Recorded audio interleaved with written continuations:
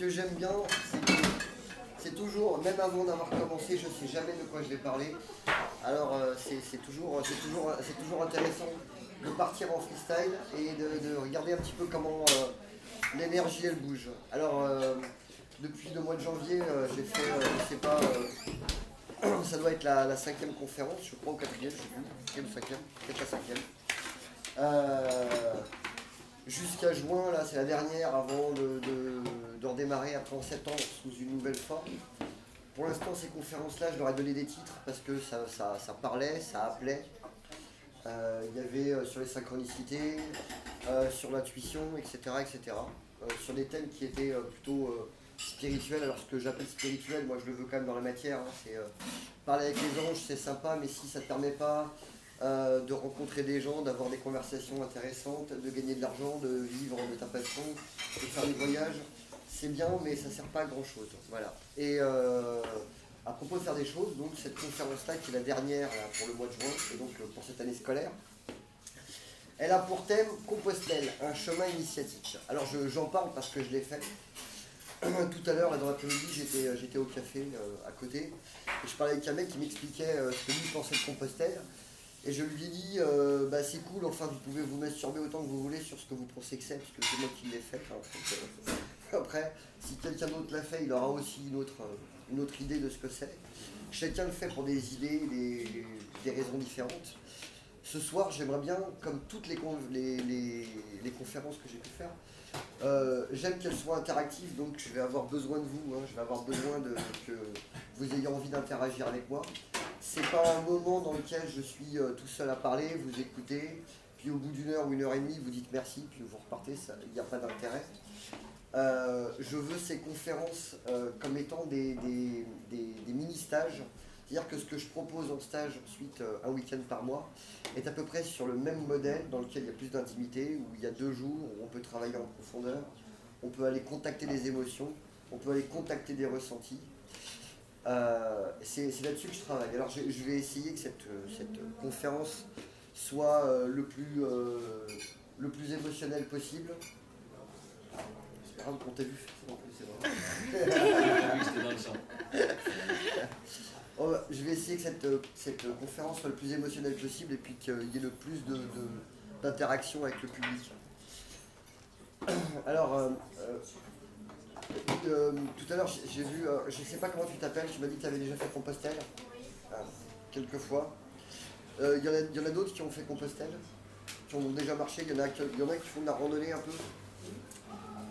Ouais. Tu marches un peu? Alors, souvent, je vais essayer de commencer par des trucs un peu techniques. Ou pas d'ailleurs, je sais pas. Compostelle, j'ai découvert ça, j'en ai entendu parler comme beaucoup de monde depuis quelques années. Et puis je me suis dit qu'un jour je le ferai, comme une envie, une idée, mais sans me dire un jour je le ferai vraiment, un peu comme on se dit un jour j'écrirai un livre, et puis finalement bah, des fois on le fait jamais. Alors c'est marrant parce que j'en ai écrit un sur ce que j'ai compris sur Compostelle. Donc voilà, en même temps je pensais pas que je ferais Compostelle un jour, et puis en même temps j'ai fait Compostelle. Je pensais pas que j'écrirais un livre, et puis en même temps j'en ai écrit un, voilà. Donc là il doit sortir en e-book cette semaine, parce qu'il a pris un peu de retard. J'imaginais pas que c'était aussi compliqué de faire un e-book. Enfin en tout cas de le faire éditer. Parce que l'écrire, tout ça, mettre en page, c'était pas si compliqué que ça, mais trouver comment on fout ça en ligne, c'est une belle galère. Voilà. Donc j'ai eu envie de faire Compostelle quand j'ai commencé à m'intéresser à l'alchimie, et où je me suis rendu compte que c'était non pas seulement un chemin religieux, c'était aussi un chemin initiatique, et ça pouvait aussi, sous une certaine forme, être un chemin alchimique. Et comme je m'intéressais pas mal à l'alchimie, je me suis dit, tiens, essayons de comprendre comment ça marche, essayons de comprendre ce que c'est. J'ai découvert plein de choses absolument fabuleuses avant et durant le chemin, et ça a vraiment été un moment incroyable. Alors j'ai marché 45 jours, je suis parti d'ici, de Montpellier, le 21 juillet. J'ai marché 10 jours sur le chemin jusqu'à Castres, à peu près, juste avant Castres. Ensuite j'ai fait une coupure, je me suis reposé 4 jours à Bordeaux. Et puis de Bordeaux, Virginie m'a ramené sur Saint-Jean-Pied-de-Port, à la frontière espagnole, là où le Camino Frances commence. Et là, c'était parti pour, je ne sais plus combien il devait rester, 900 bornes, je crois, un truc comme ça, jusqu'à Saint-Jacques-de-Compostelle. Donc en 45 jours, j'ai marché 1100 km. Et tout ça sans entraînement, bien sûr, hein, en fumant à peu près l'équivalent de 2 paquets de clopes par jour. C'était pas ça le problème, hein. Réellement, quand on fait le chemin, c'est vraiment pas un problème. J'ai découvert des choses assez extraordinaires, par exemple sur le chemin. J'ai découvert qu'on peut se lever à 6 heures du matin tous les jours pour aller marcher entre 20 et 30 bornes tous les jours. Et on se lève à 6 heures du matin avec le plaisir de se lever. Il y a un mec avec qui j'avais marché en France qui me disait, quand je pense que si on me payait pour ça, on le ferait pas. Voilà, ça dénote un petit peu quand je me suis rendu compte qu'on pouvait se lever à 6 heures du matin pour aller marcher, c'est-à-dire être dans une forme de souffrance, hein, quand même, tous les jours, avec un but qui est d'arriver. Je me dis que peut-être que quand on n'a pas envie de se lever le matin pour aller bosser, si ça se trouve, c'est qu'on n'est pas en train de faire ce qu'on aime. Mais c'est ce que j'ai imaginé moi, parce que je me suis rendu compte qu'il y a eu des moments où j'avais pas envie de me lever, et là tous les matins j'avais envie. Il y avait peut-être un lien de cause à effet. Alors il y a eu plein de compréhension. Il y a eu plein de compréhension. Il y a surtout une chose qui est très intéressante, c'est que j'ai eu beaucoup de mal à réussir à obtenir des informations des gens que je croisais sur le chemin, sur le pourquoi ils le faisaient profondément. Il y a une forme de pudeur, et je ne pouvais pas avoir d'informations de leur part, hein, puisqu'ils avaient la même pudeur que moi. Si j'avais peut-être commencé moi pour leur dire pourquoi j'étais là.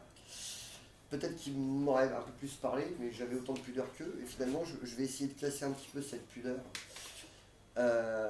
Parce que se donner au monde, c'est ça l'alchimie aussi. Hein, c'est transformer le charbon en cristal, c'est-à-dire laisser passer la lumière, s'ouvrir, se donner aux autres. La composition atomique du charbon ou du cristal, c'est la même. Hein, juste, elle n'est pas alignée de la même façon.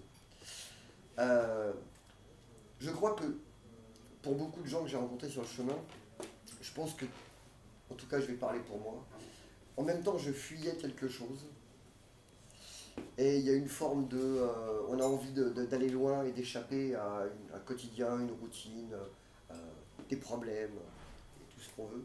Et finalement, quand on arrive au bout, on les retrouve.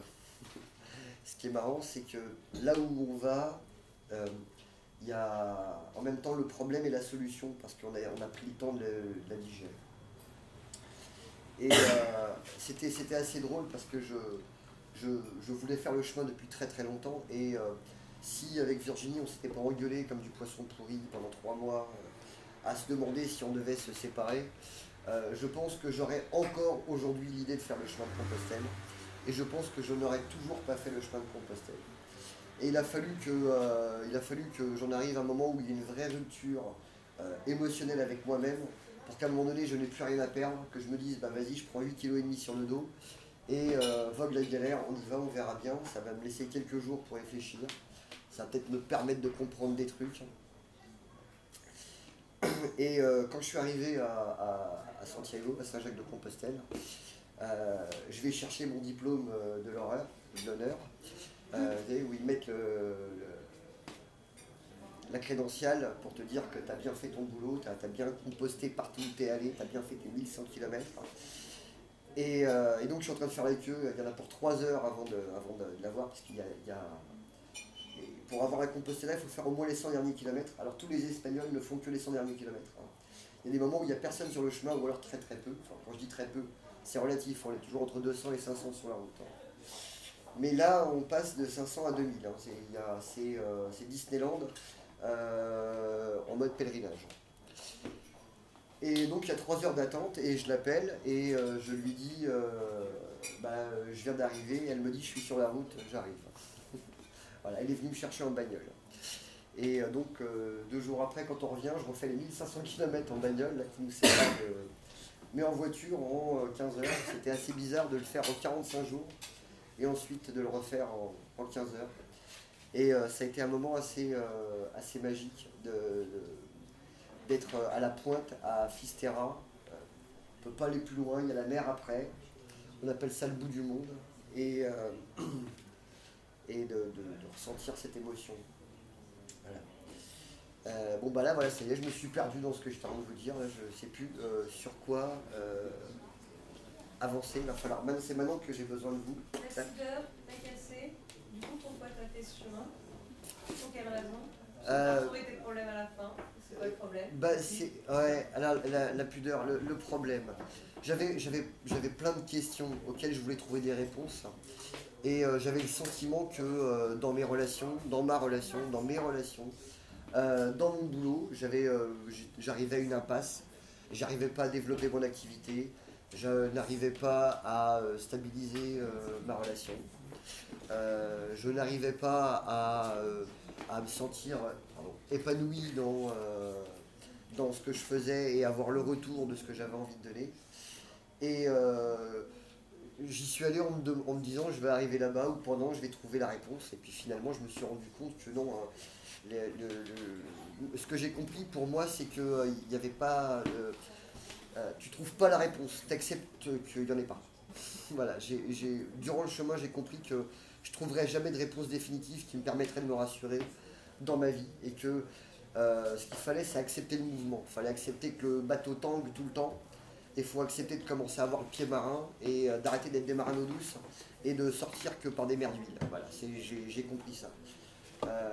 Ce que ça m'a permis de comprendre aussi, parce que ça fait pratiquement un an, c'est que il y a énormément de colère qui est mise sous couvercle dans nos conditionnements. La violence psychologique est totalement autorisée dans nos sociétés, mais la violence physique absolument pas. Ça m'a permis, après Compostelle, réellement d'accepter cette violence. Alors, quand je dis physique, c'est d'être capable d'en arriver aux mains s'il faut, mais d'arrêter de se faire marcher sur les pieds par des petits ponts. Voilà. Et ça a été quelque chose qui a été très progressif durant toute cette année, où réellement le fait de pouvoir me mettre en colère et d'imposer un territoire, parce que souvent on dit j'ai pas ma place, pour de vrai c'est pas un problème de place, c'est un problème de territoire, c'est-à-dire d'être capable de mettre des barrières entre toi et les autres, et de leur dire quand tu rentres, tu t'essuies les pieds sur le tapis avant, si tu veux rentrer.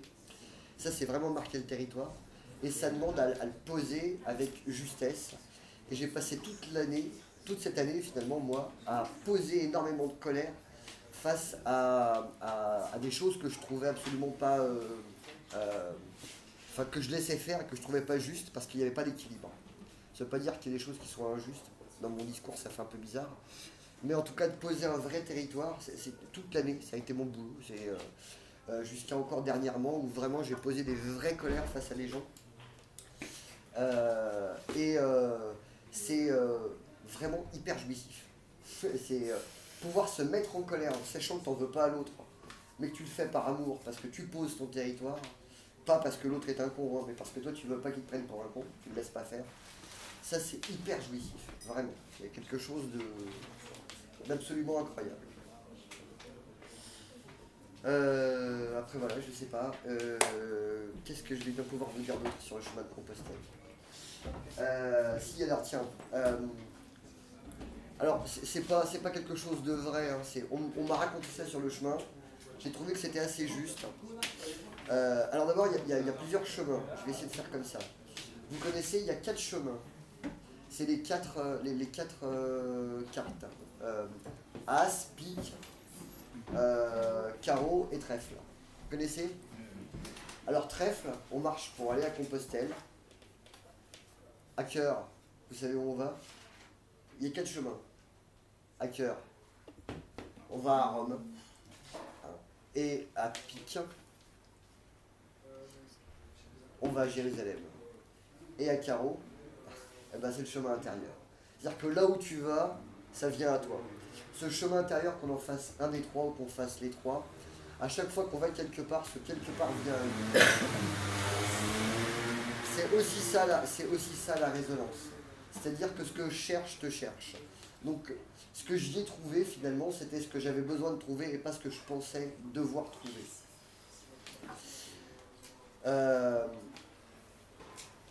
On pourrait diviser le Camino Frances en partant de Saint-Jean-Pied-de-Port jusqu'à Santiago en 4 parties. Les 4 parties, c'est le physique, ce qu'on appelle le sexuel créatif, hein, ou le relationnel, l'émotionnel et le mental. chacune de ces parties-là, elle est travaillée sur un tronçon du chemin de Compostelle. Alors, c'est ce qu'on m'a dit, j'ai lu ça nulle part, c'est peut-être pas vrai, et je m'en fous. J'ai adoré l'image, et je suis pas là pour distribuer des vérités marquées dans la roche, hein, c'est pas les 10 commandements. La première partie, on va travailler le physique, parce que au début, on a très très mal au démarrage. Les jambes sont douloureuses, le dos avec le sac il est douloureux. J'ai vu des gens porter des sacs de 15 kilos sur le dos, enfin, c'est complètement hallucinant. Quand on dépasse les 10 kilos, ça devient presque insupportable, 15 kilos. Il faut vraiment avoir envie de se faire mal, et parfois j'ai rencontré des gens qui avaient vraiment envie de travailler le physique. J'ai rencontré des gens qui étaient presque arrivés à Compostelle, qui étaient encore en train de travailler des douleurs physiques, et qui contactaient cette qualité émotionnelle parce que justement ils se faisaient mal physiquement. C'est leur façon de faire. Donc on va dire que sur 35 jours que dure le Camino Francés, les 10 premiers jours, on travaille vraiment le physique jusqu'à peu près Burgos. Ensuite de Burgos jusqu'à... ça me reviendra. J'ai vraiment pas la mémoire des noms et des prénoms, des villes c'est pareil. Donc là on va travailler ce qu'on appelle le sexuel créatif ou le relationnel. Alors je me suis dit c'est génial, hein, parce que là donc il va y avoir du monde, on va être en connivence avec les gens, il va y avoir quelque chose de plus proche et tout, et absolument pas, parce que tu traverses ce qu'on appelle la meseta, hein, c'est le désert espagnol. Et là c'est marrant, il y avait plein de monde avec toi sur les 10 premiers jours. Là pendant 10 jours, dans la meseta, tu croises quasiment personne. Tu passes par ce qu'on appelle la calzada romana, donc les chemins romains qui ont été faits il y a des siècles et des siècles. Et il y a des champs de blé coupés au mois d'août, partout, il n'y a que ça, pendant des kilomètres. Ça dure 6 heures, tu croises personne. J'ai même écrit un article sur Facebook là-dessus, j'ai posé mon sac, je l'ai pris en photo, je lui ai parlé, ça m'a rendu complètement fou, des jours entiers, des jours entiers. Là je me suis dit, mais c'est quoi ce truc, la sexuel créatif, l'autre il s'est foutu de ma gueule, tu vois. Eh ben si, parce que justement, je me suis rendu compte que c'est dans ce rien, dans cette acceptation de n'être qu'avec toi, que tu peux commencer à rentrer vraiment en contact avec les autres. Quand tu arrêtes de vouloir les prendre pour qu'ils te donnent quelque chose, et que tu t'es donné à toi-même pendant tous ces jours-là, parce qu'il n'y avait personne pour pouvoir te donner quelque chose, tu n'avais personne à qui prendre de l'énergie, tu n'avais personne avec qui dire « Ah bah vas-y, viens, on va faire un petit bout de chemin ensemble, parce que là je me sens tout seul ». Là il n'y a personne, hein. Tu les cherches, à l'auberge ils sont là, pouf, ils démarrent chacun leur tour, tu marches et au bout de 4 heures tu dis « Mais ils sont devant, ils sont derrière ». Tu t'arrêtes 10 minutes, tu fumes une clope, tu dis il y a bien quelqu'un qui va venir, il n'y a personne.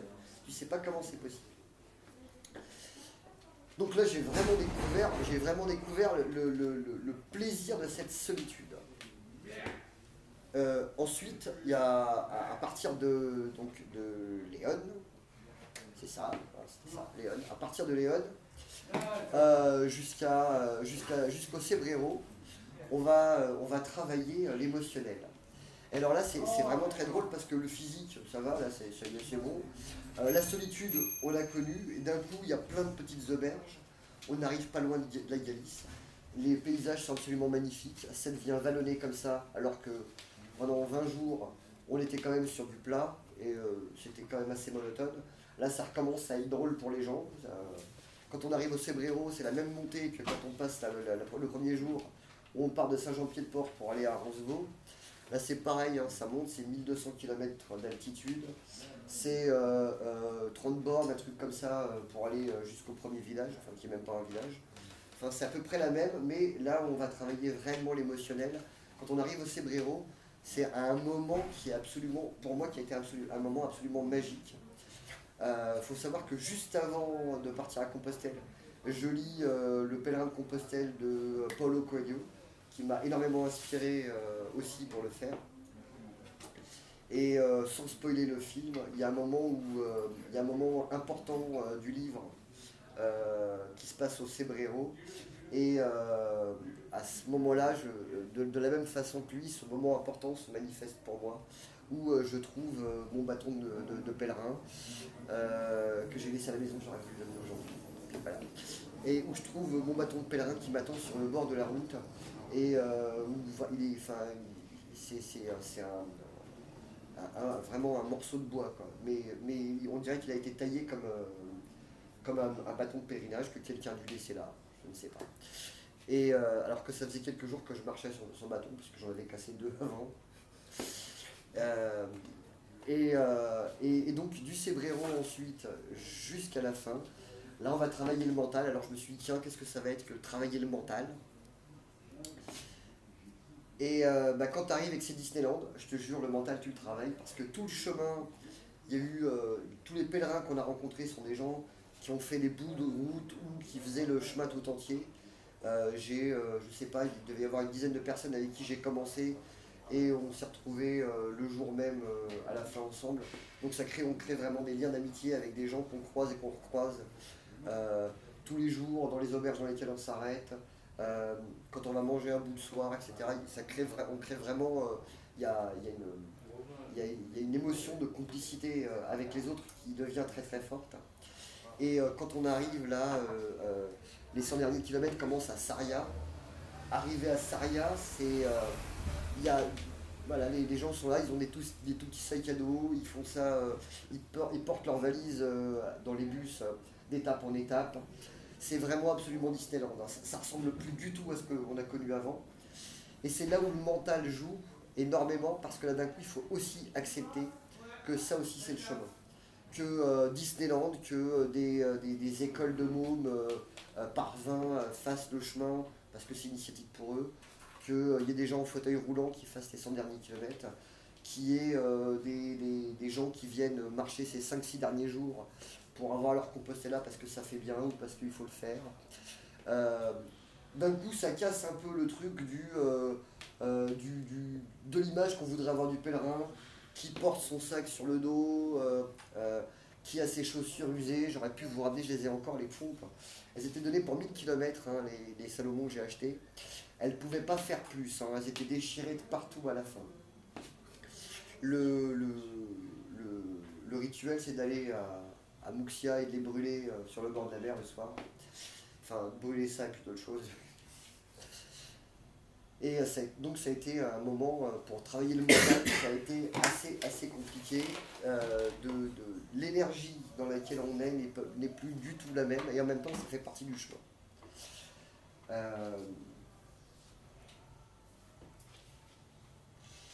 Et arrivé au bout, hein, les 5 derniers kilomètres, on arrive dans un parc, je ne sais plus comment il s'appelle. J'ai plus le nom du parc. Arrivé dans ce parc, on est à 5 km, hein, je suis à 1 heure de l'arrivée. Et là, je me rends compte que j'ai pas envie d'y aller. C'est marrant, hein, je prends un sandwich, je bois un verre, et je tourne en rond pendant une bonne demi-heure. Et je me dis, de toute façon, maintenant, c'est là. Et je me rends compte à quel point c'est difficile de faire le deuil de 45 jours de marche. Je me rends compte profondément que finir ce truc-là est aussi difficile que une rupture sentimentale, ou de démissionner d'un travail, ou de déménager, enfin tout ce qu'on va poser comme étant le fait de faire un deuil. Là, à ce moment-là, je me rends compte à quel point ça va être compliqué de finir. 20 minutes avant, quand je marchais, je croise 2 mecs qui font le chemin en sens inverse et qui refont le truc à l'envers, à pied. Je me dis, je viens avec vous, je sais pas la peine que je finisse, de toute façon, je suis à 5-6 bornes, c'est pareil, venez les gars, on y va. On s'emmerde pas à arriver. Je me rends compte à quel point c'était difficile pour moi de finir ce truc-là, à quel point il y avait énormément d'émotions qui étaient coincées, à quel point c'était pour moi important et donc dangereux de finir un truc une fois dans ma vie. Et pourtant, je suis thérapeute depuis 7 ans. Je me suis intéressé depuis 25 ans à la psychologie, à la psychanalyse. Ces 7 dernières années aux sciences occultes et à plein d'autres trucs un peu barrés pour comprendre comment marche l'univers. J'ai dû le dire dans toutes les langues possibles et imaginables que le plus important c'est l'émotion. Et j'en connais plein qui disent que l'émotion c'est le truc le plus important et qui ne savent pas du tout ce que c'est. Et moi, à ce moment-là, je ne savais pas du tout, je ne savais pas ce que c'était. Je ne savais absolument pas. Et aujourd'hui, quand je le dis, je crois qu'il y a une vraie puissance dans la parole. Je suis persuadé que toute maladie est une maladie émotionnelle, et c'est parce qu'on a retenu un truc. Et que toute guérison ne peut être qu'une guérison émotionnelle. Et la seule façon de pouvoir guérir, c'est de lâcher les émotions. Et lâcher les émotions, c'est pas aller voir un thérapeute. Hein. C'est aller regarder un film et accepter d'avoir peur, ou de pleurer, d'être triste, ou d'être heureux, ou d'être excité. Peu importe le film qu'on va voir. Hein. Excité, c'est pas forcément le même film, mais c'est une émotion quand même. C'est d'aller voir un concert, c'est d'aller écouter des gens qui vont passer une émotion dans laquelle vous allez avoir envie de rentrer. C'est ça qui nous guérit. Et quand je dis qui nous guérit, c'est-à-dire qui nous amène à mourir en paix. Hein, parce qu'on ne peut pas guérir de la vie à part de la vivre. C'est pas un truc... Il n'y a pas un moment où on se lève le matin et on n'a plus de problème. Ça n'existe pas. Mais quand on accepte les émotions comme elles sont, on traverse la vie en apprenant à la vivre. Et on apprend à vivre pour apprendre à mourir. Et bien vivre, c'est bien mourir. C'est mourir en paix. Et c'est ne pas avoir de regrets, de ne pas avoir fait ce qu'on a voulu, ce qu'on avait envie de faire pendant qu'on était là. Alors selon certaines théories, qui sont très jolies et auxquelles j'aspire, on est immortel, on est tous un, on se réincarne, etc. etc. Mais croyez-moi que sous cette forme-là, on n'est venu qu'une fois. On est là qu'une fois, et quand on partira, cette forme-là, elle ne se remanifestera plus jamais. Si on a vécu dans des vies antérieures, c'est cool, mais comme personne ne s'en rappelle, c'est pas la peine de croire que dans la prochaine, ça ira mieux, parce que tu te rappelleras pas dans la prochaine ce que tu n'as pas fait dans celle-là. Donc s'il y a bien un truc à faire, c'est maintenant. C'est pas demain, c'est pas sous une autre forme, c'est pas quand je serai beau, c'est pas quand je serai grand, c'est pas quand je serai fort, c'est pas quand je serai riche. C'est pas quand j'aurai plus de problème ou j'aurai atteint ce truc-là. C'est maintenant. C'est dans l'émotion que je ressens avec qui je suis tout de suite.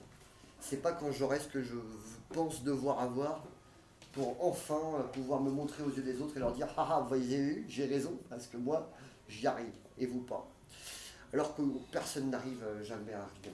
Même les gens qu'on regarde en disant eux ils ont réussi, ils ont les mêmes problèmes que toi. Hein. Je veux dire, je sais plus qui me disait, toi tu cours après 50 balles ou 500 balles tous les mois, Johnny Hallyday court après 50 000 balles tous les mois. Hein. Donc on a tous les mêmes problèmes. Pour en revenir à ce qui est une guérison émotionnelle, donc je suis en train de tourner depuis une demi-heure autour de ce truc-là, et donc je me remets en route, puis je sens un truc qui monte. Et je ne sais pas encore l'identifier, ça me prend un peu par surprise au moment où je vois le panneau où il y a écrit Santiago. Et là, à ce moment-là, j'ai les larmes qui commencent à couler toutes seules. Et on arrive en ville. Et il y a plein de gens. D'un coup, l'énergie de la ville, c'est une ville, une grande ville. Une ville où il y a des industries, où il y a des gens, c'est un décalage absolument incroyable entre l'état émotionnel dans lequel je suis et ce que je vois à l'extérieur. Et d'un coup, je me mets à chialer, je me rends compte que je pleure du panneau Santiago jusqu'à la cathédrale, sans m'arrêter. Et j'en ai absolument rien à foutre que les gens me regardent, que les gens pensent ce qu'ils veulent, je sais pas, je suis là, je suis épuisé, j'ai mon sac à dos, j'ai mon bâton de pèlerin, j'ai mes 3 pins que j'ai chopés sur le chemin pour dire que je suis bien un pèlerin. Je me rends compte que l'étiquette pèlerin elle va s'arrêter dans pas longtemps. Je me rends compte que je ne sais pas du tout ce qu'il va y avoir après. Et là, sur le moment, j'en ai rien à foutre. Quand j'arrive, je regarde où est l'auberge la plus proche du centre-ville, et puis il y a un très très grand bâtiment, je ne sais plus comment il s'appelle. Merde, bref. Donc je me dis, est-ce que je prends la chambre tout de suite? Est-ce que je vais d'abord à la cathédrale? Est-ce que je pose mon sac? Est-ce que je pose pas mon sac? Donc j'arrive encore à gagner une bonne demi-heure, 1 heure. Tout ça pour pas finir, hein, parce que c'est beaucoup trop compliqué hein, de terminer le truc. Donc finalement, je vais quand même poser mon sac. Puis je garde mon bâton. Alors ça m'a fait bizarre d'aller de l'auberge jusqu'à la cathédrale avec mon bâton sans mes 8,5 kg sur le dos. Et puis quand j'arrive, il y a 30 personnes qui m'attendent. Des gens que j'ai croisés sur le chemin, des gens qui sont arrivés la veille, des gens qui sont arrivés ce jour-là et qui m'attendaient. On m'appelait alchimiste sur le chemin, parce que je racontais des histoires de philosophie, de spiritualité. J'utilisais le tarot de Marseille pour pouvoir travailler, pour pouvoir jouer avec eux en espagnol, en italien, en anglais. Alors pour ceux qui connaissent mon niveau d'anglais, ça va vous faire rire. Hein, parce que j'ai réussi à faire des séances de tarot psychologique en anglais. Enfin en anglais, avec des images. Hein. J'avais des gens qui traduisaient. Et donc j'arrive à la cathédrale, et puis là, c'est une explosion de joie. Je continue encore à pleurer. Puis je vais chercher ma Compostela, et là je passe 3 heures à attendre, et je continue encore à pleurer. Et puis le soir, tout le monde va faire la fête, et moi je leur dis non, non, ne vous inquiétez pas, je vais me mettre à côté de la fontaine qui est en face de la cathédrale, je vais continuer à pleurer. Et je ne peux pas m'arrêter. Pour moi, à ce moment-là, il y avait tellement de choses qui étaient comprimées depuis tellement d'années que d'un coup, la seule façon d'accueillir ce truc-là, c'était de le lâcher. Et c'était absolument merveilleux, parce que ça peut paraître douloureux comme ça, hein, mais ça ne l'était absolument pas. Hein. C'était jouissif. C'était un moment absolument magique où d'un coup, le mental ne me permettait plus de me raconter l'histoire, qu'il me fallait une raison pour. Et c'est tout ce que j'ai travaillé durant toute cette année, c'est que quand tu ressens une émotion, ce qui empêche l'émotion de nous traverser, c'est que le mental étant tellement puissant, il te dit, mais attends, mais pourquoi tu serais énervé? Mais non. Pour quelle raison tu devrais l'être? Alors on se trouve des raisons pour avoir le droit de l'être. Et quand on se trouve des raisons, normalement on accuse quelqu'un en face. Quand d'un coup on commence à accepter que l'émotion nous traverse et qu'on n'a plus besoin d'une raison, d'un coup, quand il y a de la colère en face, parce que l'autre il est énervé, on ne sait pas pourquoi, on accepte de se mettre en colère. Quand il y a de la tristesse, on accepte d'être triste. Quand il y a de la joie, on accepte d'être joyeux. Toutes les émotions annexes qui vont avec celle-là. Et d'un coup, on peut en même temps être dans une émotion de colère et en même temps être très heureux de l'être. Et on n'a plus besoin de comprendre. Et quand je dis que toute guérison est émotionnelle, c'est que quand on accepte que l'émotion nous traverse, d'un coup, les compréhensions qu'on cherchait, d'un coup, elles viennent toutes seules. On n'a plus besoin. Dès qu'on accepte l'émotion, la compréhension, elle vient toute seule. C'est quelque chose que j'ai compris toute l'année, que j'expérimente depuis que je suis revenu. Plus je cherche à savoir un truc, plus je cherche à comprendre un truc, moins ça vient. Plus j'accepte de voir ce qui vient et d'accepter les émotions que ça génère, plus les compréhensions viennent. Et ça, c'est quelque chose d'absolument magique pour... je recommence pour mourir en paix. Vraiment. Vraiment, il y a quelque chose comme ça. Souvent, on retient tellement de choses parce qu'on a tellement peur que les choses s'arrêtent. Ça me fait rire, quoi. On retient tellement les choses parce qu'on a tellement peur qu'elles s'arrêtent que finalement on ne les vit jamais vraiment, on ne les vit jamais à fond. Je vais vous raconter une petite histoire qui est en dehors du chemin de Compostelle. J'aimais bien la raconter en séance, celle-là il y a quelques années.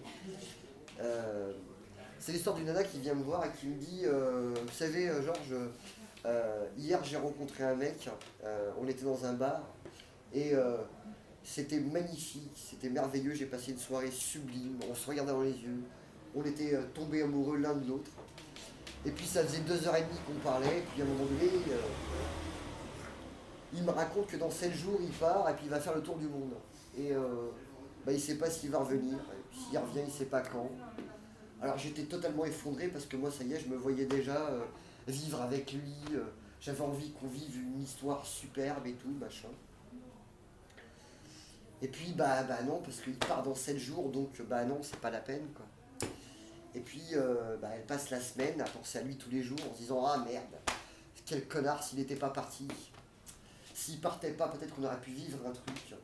Puis elle se morfond comme ça toute la semaine jusqu'au samedi, puis le samedi, elle a un sursaut d'orgueil. Et puis elle dit je vais l'appeler quand même. Partez dimanche. Et puis samedi elle le voit, et puis elle lui dit je suis trop conne, si j'avais su, on aurait pu se voir tous les jours avant que tu partes. Puis il est parti. Parce que 7 jours, c'est un peu comme 70 ans. C'est un peu pareil. C'est-à-dire que quand on voit les gens, quand ils ont 70 ans et qu'ils vous disent tu sais mon grand, profite, hein. Parce que c'est plus à mon âge que tu peux. J'ai toujours envie de leur dire, pourquoi tu l'as pas fait? Pourquoi? C'est con, enfin je veux dire, t'avais l'occasion aussi. Alors ouais, c'est vrai, 7 jours, c'est pas beaucoup. Mais 70 ans non plus. Hein. Surtout quand on fait rien pendant ce temps-là. C'est en même temps très très long et en même temps très très court. Dire une vie bien remplie, elle n'a pas besoin de durer longtemps. Par contre, une vie qui n'est pas remplie, ben, s'en fout. Enfin, 10 jours, 10 ans, 70 ans, ça n'a pas d'importance non plus. Le bonheur, c'est pas la joie. Le bonheur, c'est pas d'être heureux. Hein. Le bonheur, c'est d'accepter que tout ce qui vient, c'est ce qu'on a demandé. Et que tout ce qu'on a demandé, c'était pour nous permettre d'avoir des émotions. Parce qu'on a un corps qui est fait pour ça. C'est une caisse de résonance qui va nous permettre d'avoir des émotions. C'est ces émotions-là qui vont nous permettre de nous sentir vivants, qui vont nous permettre de nous sentir vibrer. Et c'est toutes ces émotions-là qui vont faire qu'à la fin, quand on a des petits-enfants, on peut leur raconter des trucs qu'on a vécus.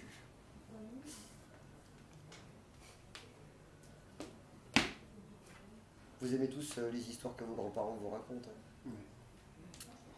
Bon voilà, va falloir vivre des trucs. Va falloir vivre des trucs avant qu'il y en ait, parce que sinon ça n'aurait rien à leur raconter.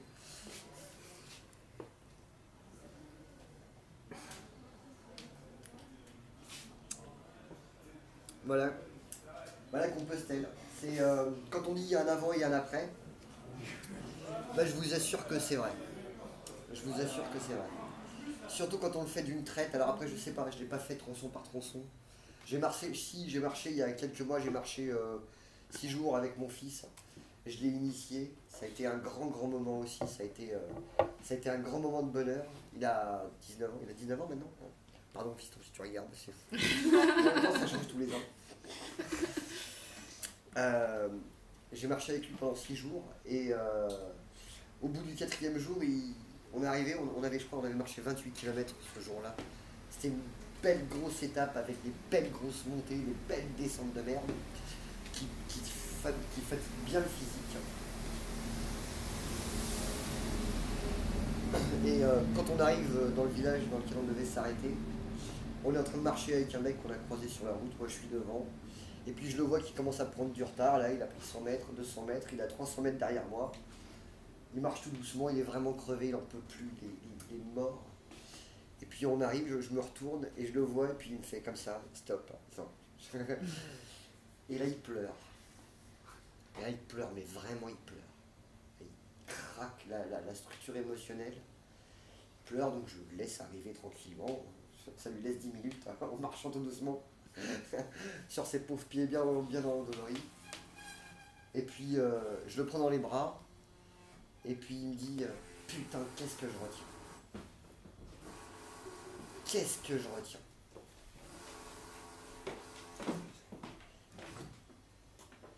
Et là je lui dis, je sais fiston, je suis désolé, c'est un peu moi qui t'ai transmis aussi.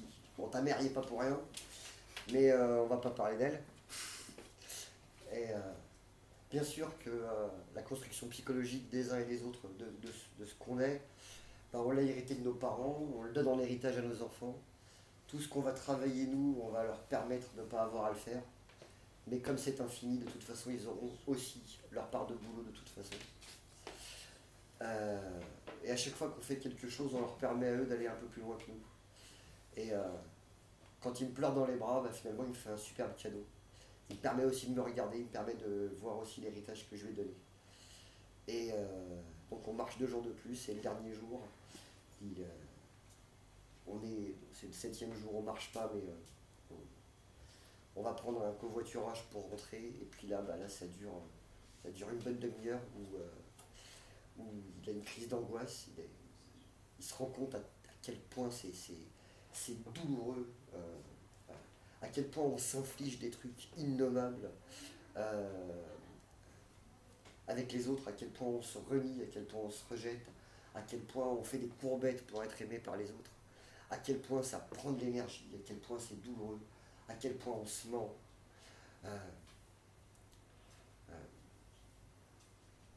À quel point c'est fatigant, à quel point le fait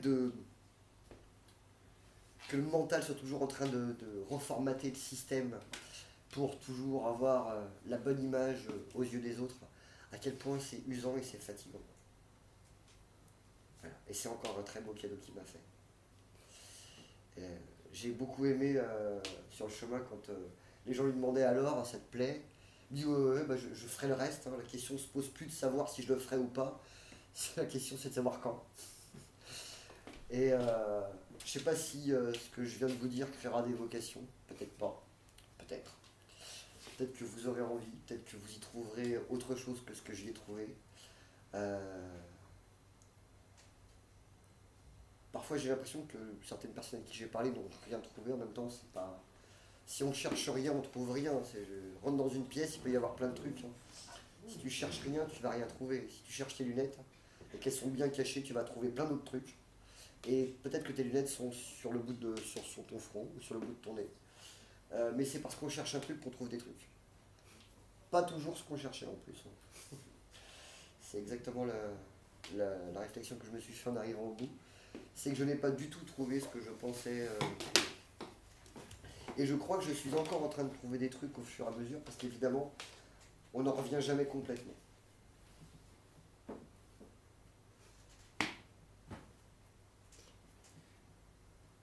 Vas-y. Tout à l'heure, tu parlais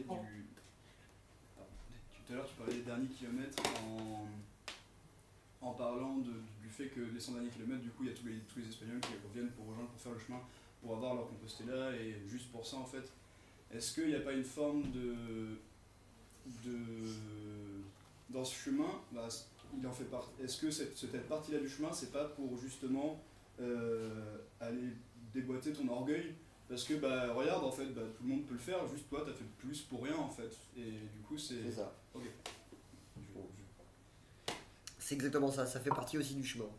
Ils ont autant le droit de citer que ceux qui ont fait le chemin. Certains, enfin j'en ai croisé qui sont partis de Belgique, hein, de Suisse. J'ai marché avec une petite Suisse qui était partie de chez elle. Et au début, elle n'est pas sur le chemin, donc il n'y a pas d'auberge. Donc elle a été frappée aux portes pour aller dormir chez l'habitant. Ava, si tu regardes la vidéo. Et ça pète l'orgueil. Ouais. Alors ce qui était très drôle, c'est que quand on est sur le chemin, on ne se rend pas compte à quel point le faire d'une traite, c'est un truc badass, quoi. Donc faire se peut. Et quand j'étais là et que les gens me disaient, bah, t'es parti d'où, toi t'es parti d'où, bah, je leur disais de Montpellier. Ah ouais, oh la vache, ah ouais. Alors, ils disaient, ah, il est parti de Montpellier, il est parti. Ah ouais, mais combien de temps, machin. Et là je me suis dit, ah ouais, j'ai quand même accompli un truc bizarre alors. C'est pas rien. C'est pas. Après, on s'en fout, hein. Je suis pas un sportif de haut niveau, hein, d'accord, j'ai pas gagné 11 fois Roland Garros. Bonjour Nadal. Mais toute proportion gardée, ben, c'est quand même, il y a quand même, je peux quand même être fier, enfin je suis très fier de l'avoir fait. J'y suis allé, j'ai demandé la Compostela, j'ai dit je veux, donnez-moi le diplôme pour bien que je puisse prouver à tout le monde que je l'ai fait, tellement j'étais fier d'avoir pu aller jusqu'au bout. Et franchement, ça a été un des parcours les plus compliqués de ma vie. Franchement, ça a été un des moments les plus compliqués, les plus douloureux et en même temps les plus jouissifs. Ça a aidé à faire le deuil et à finir, le fait qu'il y ait une récompense à la fin, entre guillemets, symbolique? Non, je crois pas. Non. Non. Par contre, ça m'a permis d'apprendre à mieux faire les deuils après. C'est-à-dire qu'ensuite, le deuil des relations, des amitiés, des amours, des circonstances, du temps qu'il fait, c'est beaucoup plus facile. Je prends le temps qu'il fait, j'entends tous les jours des gens dire « Ah mon Dieu, l'été il a du mal à arriver », on s'en fout. Voilà. Le temps où tu vas te plaindre qu'il fait trop chaud arrivera quand même. Non, je trouve qu'il y a un truc intéressant à dire aussi, c'est la différence entre un chemin de randonnée quelconque, sur lequel tu peux finalement marcher plusieurs jours, et Compostelle. Parce que moi, mon expérience, c'est que ça n'a rien à voir. Et c'est difficile à expliciter, mais ça n'a strictement rien à voir. Alors, le problème, c'est que j'en sais rien, parce que je l'ai fait que Compostelle. Mais... Pourquoi c'est dit? Moi, j'ai l'impression que quand tu es sur un chemin de randonnée, justement, tu ne dépasses pas le côté physique. Donc, t'en chies plus ou moins sur ta condition, etc. Et tu dépasses pas du physique, tu restes contrôlé à ça quelque part. Alors que dès que sur le chemin de Compostelle, mon expérience c'était vraiment des tronçons dans quelques jours, donc pas au long cours, et même ça, tu rapproches quelque part dans notre dimension. Enfin moi c'était 10 jours, donc quelque part, tu dépasses pas quelque part le physique. Et j'avais l'impression que les 3 premiers jours, tu as l'aspect physique, et de suite, tu embrayes dans une autre dimension assez vite. Faut comprendre aussi que le chemin de Compostelle, hein, c'est depuis le XIIe siècle, il y a des pèlerins qui marchent sur ce chemin. Il est tombé en désuétude au siècle dernier, où il y avait quasiment plus de pèlerins. Il y a plein de trucs en même temps qui ont fait que le chemin est redevenu à la mode. Le bouquin de Paulo Coelho, il n'y est pas pour rien, puisqu'il il avait fait le chemin en 78, je crois, et son bouquin est sorti en 80 ou 81. Et c'est à peu près à cette époque-là que le chemin a pris un essor assez fulgurant. Dis-moi. Et pour être pratiquement, le fait de ne pas dépasser le physique, mais sur un chemin de randonnée de base, quand tu atteins tes limites physiques, si tu n'arrives pas à les dépasser, t'arrêtes. Alors que sur le chemin de Compostelle, tes limites physiques, quelque part, tu les as atteintes aussi, et tu arrives à les dépasser. J'ai quand même croisé beaucoup de gens qui arrêtaient à un moment, et c'était beaucoup plus de l'émotionnel que du physique qui les empêchait d'avancer. Vraiment,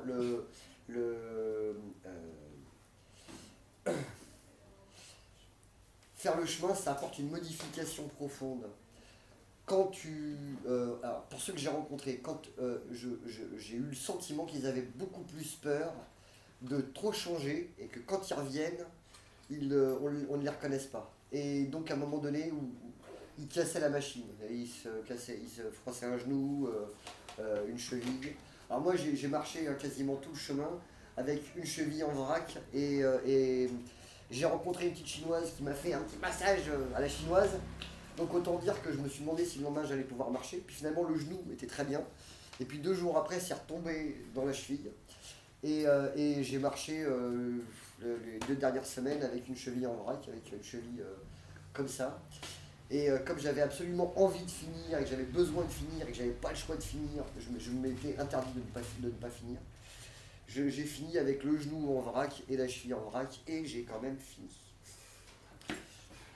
Mais de façon très douloureuse. Et alors ce qui est très drôle, hein, c'est que aussitôt fini, le lendemain je me lève, le genou plus mal, la cheville désenflée. Le lendemain.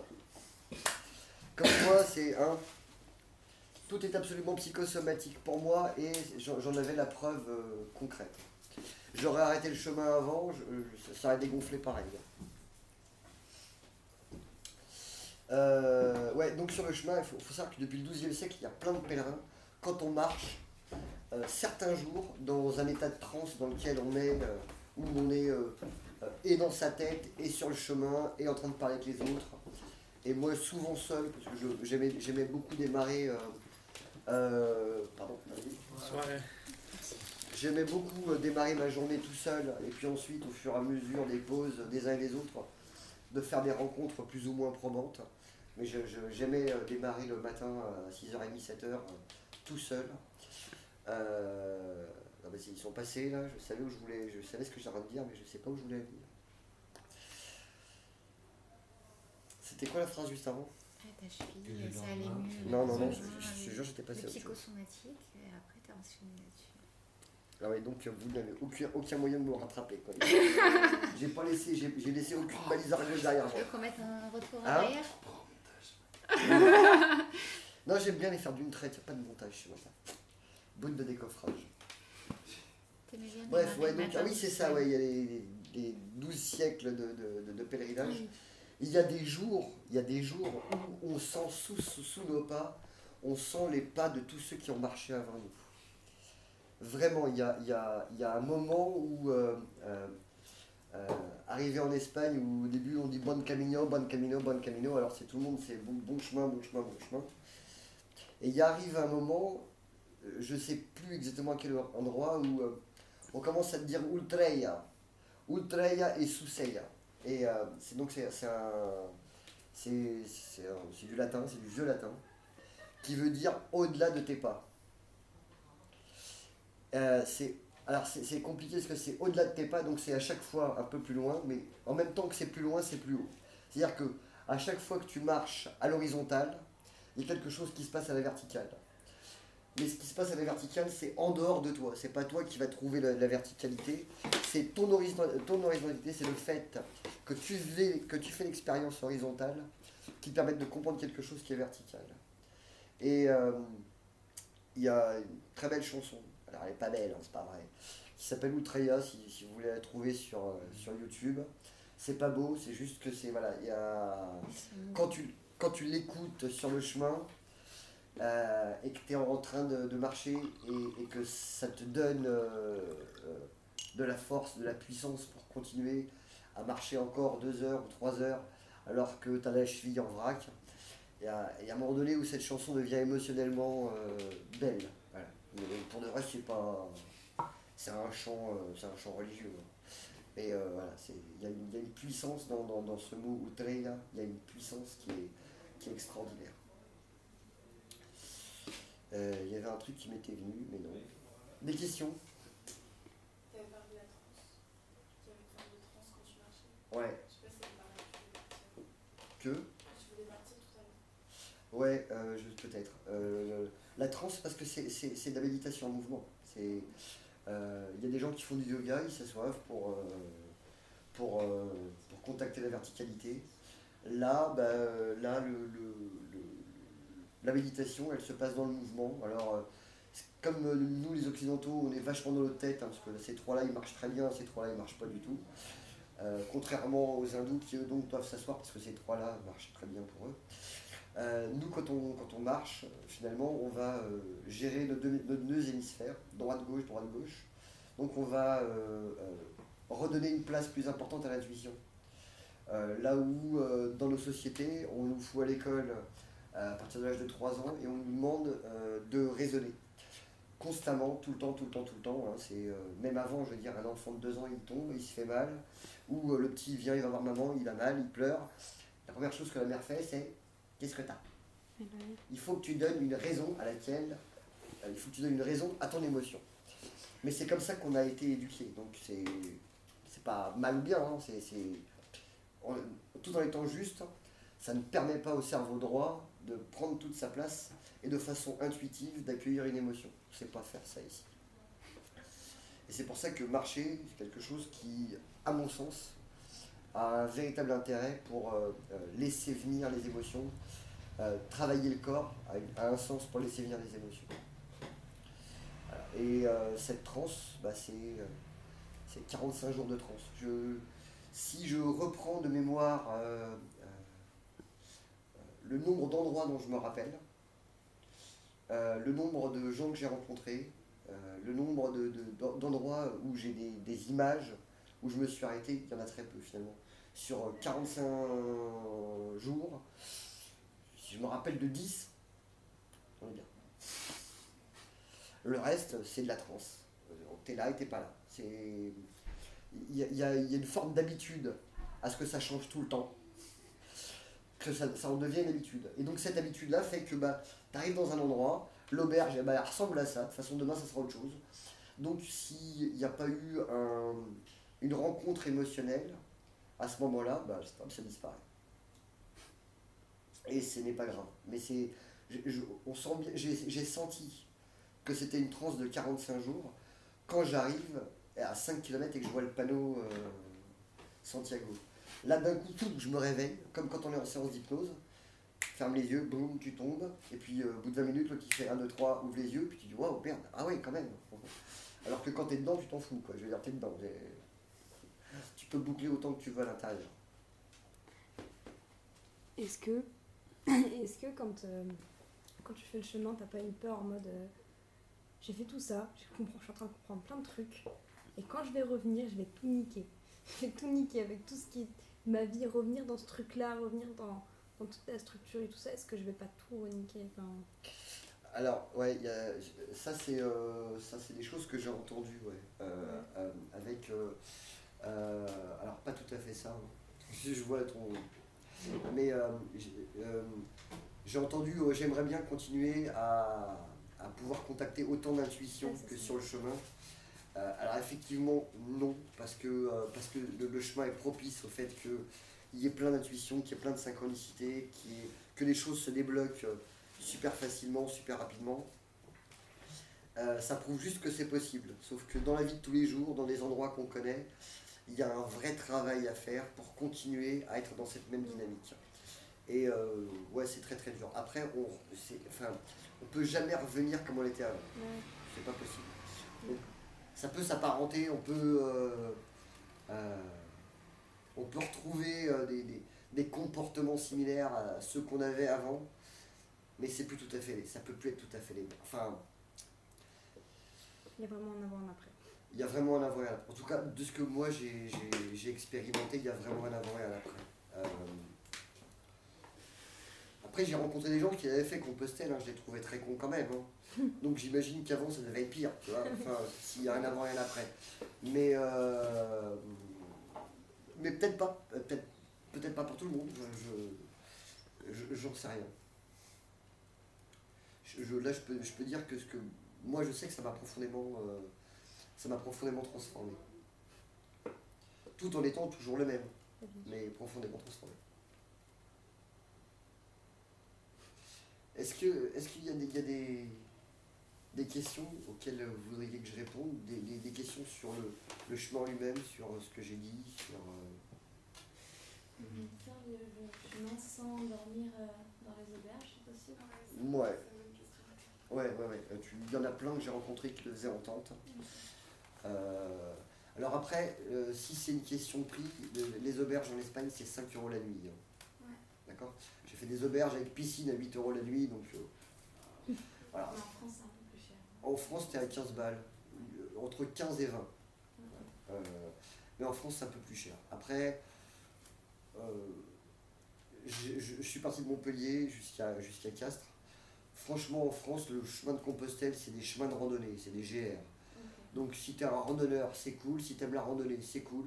Si vraiment tu as envie de le faire pour une raison religieuse ou spirituelle, des marais de Saint-Jean-Pied-de-Port, pour moi, je pense que c'est mieux.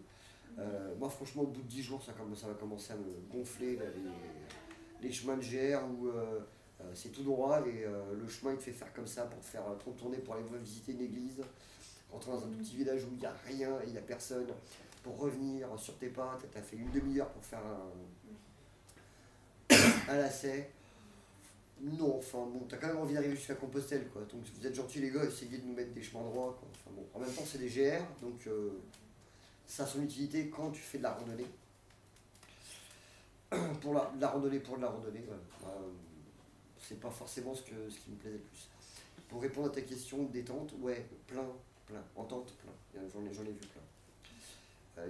Ça demande à prendre un équipement par contre hyper léger. Parce que, tu vois mon physique, 8,5 kg, j'étais bien. Il y a des jours où le sac, au bout d'un moment, il finit par faire corps avec toi. Hein, tu vois. Quand tu marches sans, il te manque un truc. Maintenant, au-delà de 10 kg, quand ça te tasse, parce que c'est trop lourd pour ton ossature, c'est un coup à arrêter au bout de 10 jours. Voilà. Donc, une tente, du réchaud, ça... je crois pour bivouaquer, je crois qu'il y a 3-4 kilos. En prenant des trucs qui sont hyper légers, il y a 4 kilos. 4 kg de fringues, ça fait pas beaucoup. 4 kg de fringues, ça fait pas beaucoup. Voilà. Donc si tu pars toute seule, si tu pars à deux dans une seule tente, tu peux diviser, tu as 2 kilos en plus, tu es à 10 kg et demi, ça va. Mais tout seul en tente, ouais, franchement, ça vaut pas le coup. Au prix de l'auberge, ça vaut pas le coup de le faire rentrer. Voilà. C'est pour le dos, hein. Pour le confort, et même pour le confort de la nuit. Parce que je t'assure que bien dormir la nuit pour repartir le lendemain, c'est vachement bien. Parce qu'en plus, déjà dans les auberges, tu dors des fois dans des dortoirs où il y a 50 lits. Si tu veux, j'ai beaucoup bossé l'inconscient collectif. Là, la nuit, quand tu te rappelles de ton rêve, tu sais que tu es arrivé avec 50 autres personnes. Toi, tu as tes images, hein, ils ont les leurs, hein, mais tu sais de quoi ils ont rêvé. Hein. Enfin, quand tu as bossé un peu les rêves et l'inconscient collectif, tu comprends pourquoi tout le monde a mal aux genoux en même temps. Ouais, les tentes. quand il y avait un truc. Ah si, petite anecdote qui était très très drôle. Quand je fais mon sac, je me dis je veux pas plus de 8 kilos, je prends un truc comme ça. Et donc je prends les fringues les plus légers, je regarde ce que je mets, ce que je retire, je fais mon sac, et je me dis c'est génial, je suis à 7,5 kg, super, je voulais 8, c'est super, machin. Non, 7 kilos, c'est ça, j'étais à 7 kilos, j'ai dit ouais 8, je le mets sur le dos, je me dis 7 kilos, c'est génial et tout, machin. Puis il y a Virginie qui me dit au fait tiens, t'as oublié la trousse de secours. Et... La gourde. Attends, je la mets dedans, et d'un coup, parce que ça pèse rien quoi. Non, si c'est 500 grammes. Donc on est à 7,5, j'ai dit c'est cool, j'ai encore de la marge jusqu'à 8. Et j'avais oublié la gourde. 1 litre, 1 kg, 8,5 kg. Ouais. Donc je te jure, le moindre truc, hein, le moindre coton-tige, j'avais pris des tubes de dentifrice comme ça, des brosses à dents, machin, des bouts de savon, enfin bref. Tu prends un gel douche, machin, c'est mort. Hein. Tu prends un savon, il fait ton corps, tes cheveux, tes fringues. Ben non mais voilà, mais tu es obligé d'aller travailler vraiment au minimum du minimum pour que ça pèse le moins possible. Et c'est là où on se rend compte à quel point on s'encombre dans la vie de tous les jours chez nous avec des trucs. Hein. Chez toi c'est ton bordel, ta voiture c'est ton bordel roulant et ton sac à main c'est ton bordel portatif. Et t'as les mêmes trucs dans les trois. Hein. Quand on est obligé d'aller relativiser le truc et que tu sais que tu transportes ta baraque sur ton dos pendant 45 jours, non seulement tu fais attention à tout ce que tu mets, pour pas que ça déborde, hein, tu prends pas des trucs au cas où, enfin si, il y en a, je les ai vus. Alors soit il les donne, soit il trouve un bureau de poste et il les renvoie à la maison. Finalement, non, je n'en aurais jamais besoin. Tu viens de te débarrasser de 1,5 kg. Ah ouais, quand même. Alors au cas où, il fait mal au dos. Hein.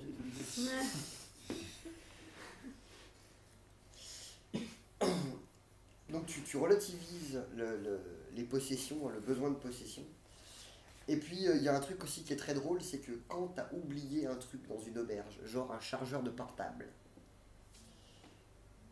eh ben, tu peux lui dire adieu, hein, parce que quand tu es à 2 heures à pied, tu ne retourneras jamais le chercher. Ta serviette de toilette, c'est pareil, ton savon, si tu oublies tes tongs, c'est pareil. Hein. Une fois que tu l'as perdu, si tu es parti, tu as marché 1 heure, tu peux lui dire adieu. Fais le deuil direct du truc. Hein. Rachète-en un dans le village d'après, mais n'imagine pas que tu vas revenir derrière pour le récupérer. Sauf peut-être un portable, hein. Si c'est un iPhone. Même pas sûr qu'à Wiko tu retournes le chercher. Tu vois.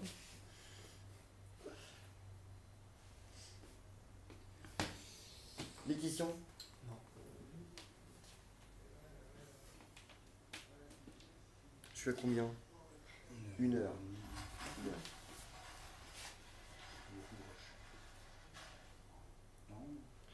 Des questions techniques, des questions émotionnelles, des questions sur le chemin, des questions sur... Sur le dépouillement, parce que le principe du pèlerin, c'est de se dépouiller. Là, tu parlais de la préparation, on se dépouille du matériel, soit en amont, soit pendant, ouais. Émotionnellement. C'est pareil. Ouais. Une fois que tu as passé la barrière, justement, physique, ou sans l'étape physique, plutôt après le dépouillement émotionnel, comment tu as ressenti? Ça me fait penser justement à ce deuil où tous les jours finalement on se lève le matin, j'ai rencontré des gens souvent sur la route et tous les soirs en allant te coucher tu leur dis au revoir, tu sais pas s'ils vont partir avant toi, après toi, s'ils vont s'arrêter au même endroit que toi, si tu vas les revoir, si tu vas pas les revoir, et donc tu leur dis adieu tout le temps et tous les soirs tu leur dis adieu, puis le lendemain midi quand tu les croises parce qu'ils se sont arrêtés bouffer et ils sont là, tu les retrouves. Il y a des gens, je les ai pas vus pendant 3, 4, 5, 6, 10 jours, et puis au bout de 10 jours, boum, on se revoit, et en même temps il y a un vrai plaisir de l'instant parce que tu peux pas prévoir un demain avec les gens. En tout cas, enfin, il y en a certains, ils ont marché ensemble tout le long du chemin. Moi j'avais pas envie de vivre comme ça, j'avais vraiment envie de pouvoir faire des deuils tous les jours. Et je crois qu'il y a un vrai dépouillement émotionnel qui se manifeste là où tu acceptes de... Sur le niveau de lâcher prise, presque. Ouais, t'es obligé de leur dire adieu tout le temps. Et en même temps, tu sais jamais si tu vas les revoir. Tu peux en avoir envie, ou tu peux ne pas avoir envie. J'ai des anecdotes qui sont absolument magnifiques. Manuel, je le croise à Roncevaux, premier arrêt. Il m'a suivi pendant 35 jours jusqu'à Santiago. Il est arrivé le même jour que moi. Un lourdeau. Un mec, il gueule tout le temps. Il était tout le temps. Enfin bref, un spectacle. Tu sais, le mec que tu aimes détester. Il est tout le temps là, tout le monde parle de lui. Et je pense que s'il a croisé tous les gens comme moi qui ont fait le chemin, il a dû pourrir le chemin de Compostelle à peu près à 1000 personnes, tu vois. Parce que dès que je prenais un peu de retard, il prenait du retard avec moi. Hein. Je veux dire, je le perdais que 2 jours, 3, le grand max. D'un coup, je me dis, je vais avancer un peu plus, mais celui-là, il s'est bourré la gueule la veille, donc je vais le perdre. Non, tu rigoles, il n'a pas dormi de la nuit, pouf. J'ai dit, mais c'est pour moi que tu fais ça ou quoi? Enfin, le jour même où on démarre pour Compostelle, pour arriver donc à Santiago, le matin, il fait encore nuit, là, on est, je ne sais plus comment s'appelle cette ville. Je suis au café, il est 6h30, il arrive, il a marché toute la nuit, avec une lampe torche sur la gueule. Il a suivi la route, machin, parce que par les chemins, là, il ne trouvait pas, donc il a dit je vais suivre la route. Il est arrivé, il n'avait pas dormi de la nuit, c'était bourré la gueule la veille. Il dit non, je veux arriver avec je sais pas qui. Je dis c'est quand même pas pour moi que t'es là, quoi. Enfin merde. Donc pendant 35 jours, ce mec-là, ça c'est un deuil aussi, par exemple. Moi, émotionnellement, je me suis dit je vais bien quand même réussir un jour à me débarrasser de cette image de moi que j'ai pas envie d'avoir. Tu vois, je veux dire, en termes de miroir, c'était pas super génial, hein, lourdeau comme ça, quoi, Manuel. Et ben, jusqu'au bout, il m'a appris qui j'étais, hein, jusqu'au bout. Ça a été... Pourtant, lui, j'avais essayé de me débarrasser de lui plein de fois. Pas possible. Et puis, il y a des gens, tu dis, ah, je vais les revoir. Puis finalement, bah non, il y a plein de gueules comme ça. Je crois que c'était à Burgos. C'était à Burgos, l'auberge était dans plein centre-ville, juste à côté de la cathédrale. Juste en face, il y avait un bar. Donc là, on s'est retrouvés, on devait être, je sais pas, une trentaine. Il y avait plein de jeunes qui avaient entre 20 et 25 ans. Ça jouait de la guitare, ça buvait des bières, ça discutait dans toutes les langues possibles et imaginables. Des trucs, on ne comprend pas. Il y a de l'anglais, de l'espagnol, de l'italien. Il y en a qui répondent dans une langue, il y en a qui parlent dans l'autre. C'est un moment absolument magique, émotionnellement. En même temps, à ce moment-là, je me dis, peut-être que l'humanité a une chance quand même. Parce que pour certains, ils ont fait le chemin plusieurs fois. Hein. J'ai rencontré une nana qui avait 24 ans, qui l'avait fait déjà 4 fois. Qui le faisait tous les ans. Et bon, elle avait besoin de guérir d'un truc, et à chaque fois qu'elle le faisait, ça la guérissait un peu plus. Ouais, ce jour-là, ouais, il y avait un... C'était un grand moment, c'était un grand moment d'émotion, et en même temps, pour la plupart, je les ai pas revus le lendemain, quoi. Certains arrêtaient là, en plus. Pour d'autres, ils démarraient là, et je les connaissais pas. Si ça se trouve, je les ai pas revus après, mais à ce moment-là, ils étaient là. Et oui, il y a un vrai dépouillement émotionnel. Ouais. Tu t'attaches plus aux gens.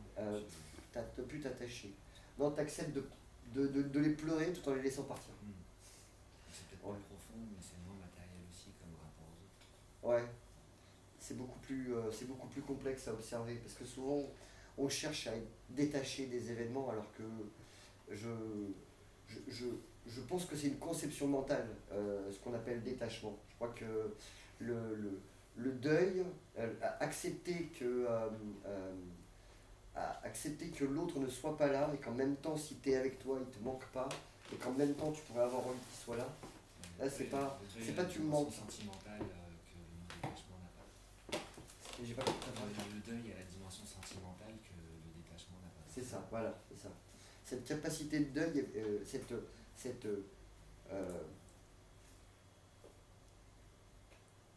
cette possibilité d'aller faire le deuil, d'accepter de faire le deuil, est beaucoup plus profonde que ce détachement mental dans lequel je ne veux pas m'attacher pour pas avoir à souffrir.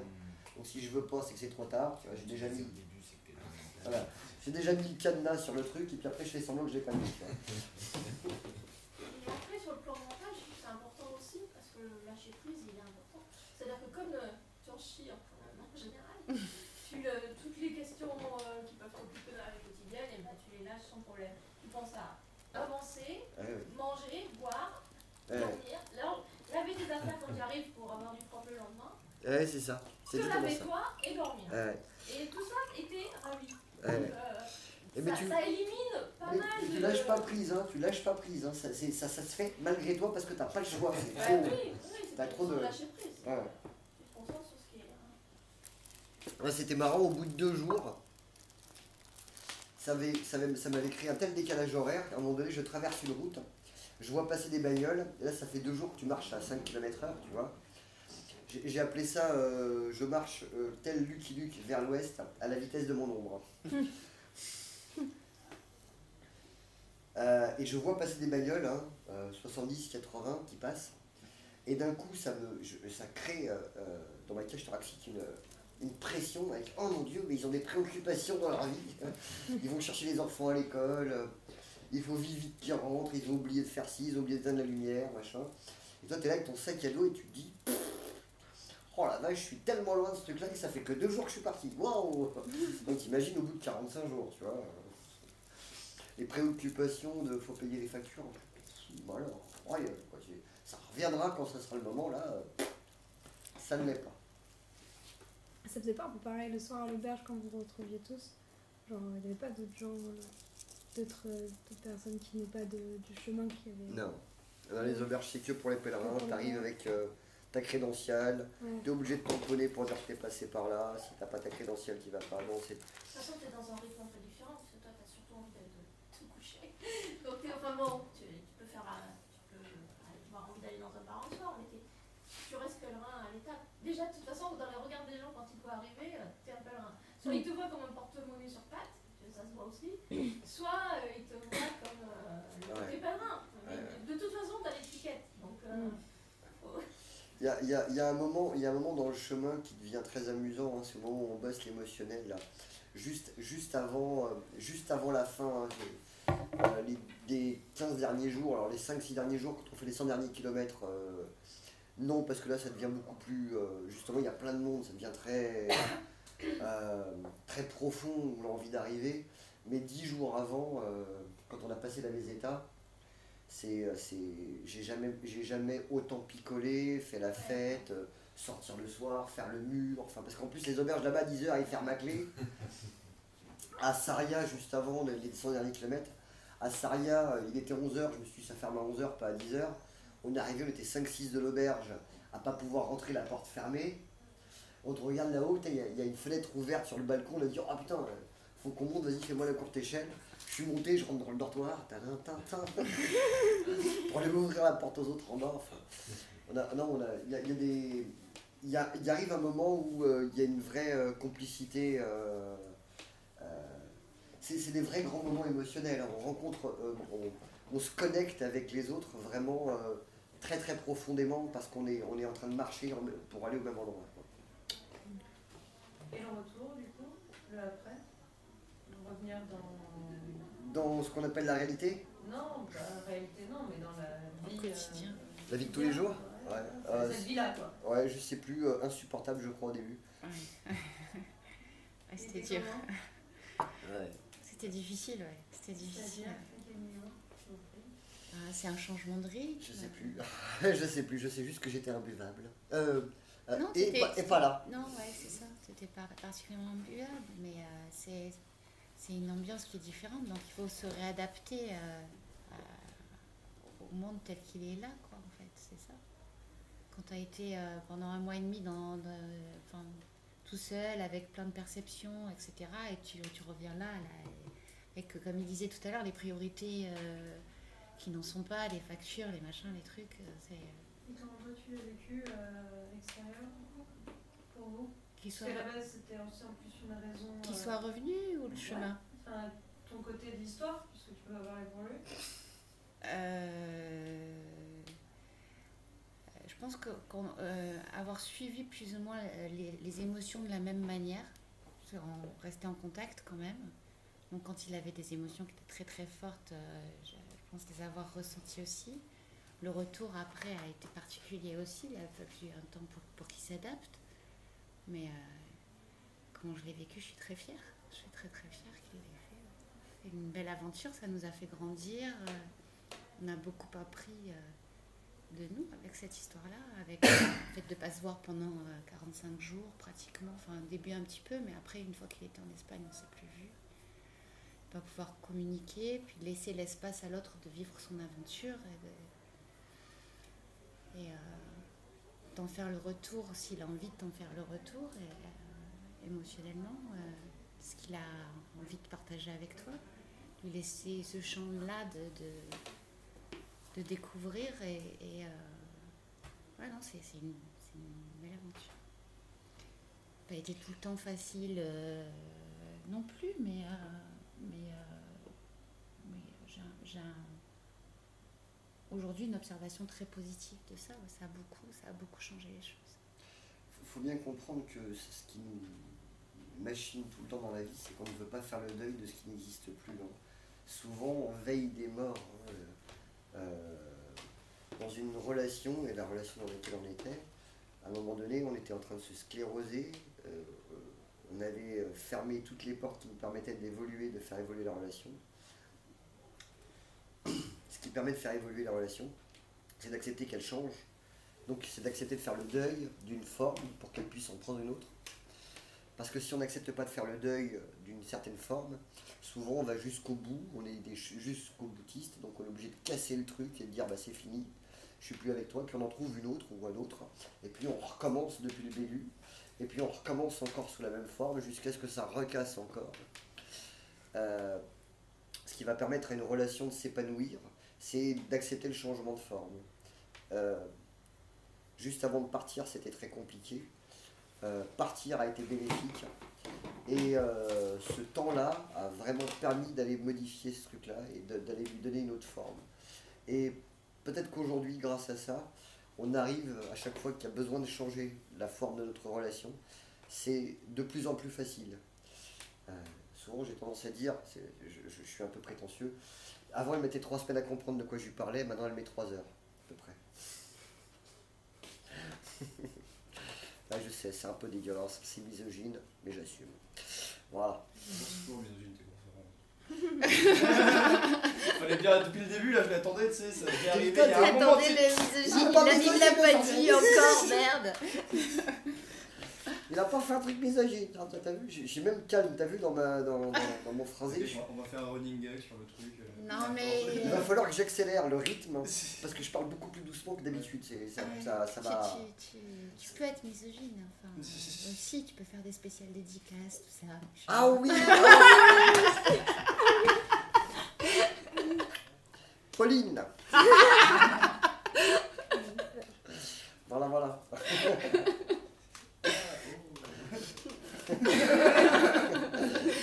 Laisse-on faire.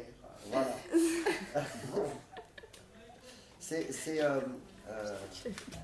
Voilà. Est-ce que vous avez des questions? Sinon, ça doit faire 1h20. Et vous êtes super trop près. Vous êtes super trop près de la vidéo pour pas qu'on vous entende. Voilà. Sinon, si vous avez des questions, sinon je coupe. On peut passer à autre chose. Ça vous va? Pour tout le monde, il y a quelqu'un qui a encore envie de s'exprimer? Non? C'est bon? Merci à vous. Ça a été un moment un peu compliqué parce que c'est très émotionnel pour moi. C'est peut-être pour ça aussi que je suis pas super à la one again. D'habitude dans les conférences, j'ai un peu plus de peps, mais là, bon voilà. Donc, merci de m'avoir écouté. Je sais, ça a été brouillon, je sais. J'ai fait ce que j'ai pu, je ne suis que moi. Merci d'être venu, merci d'avoir entendu. Et merci de votre participation. Merci beaucoup. Merci.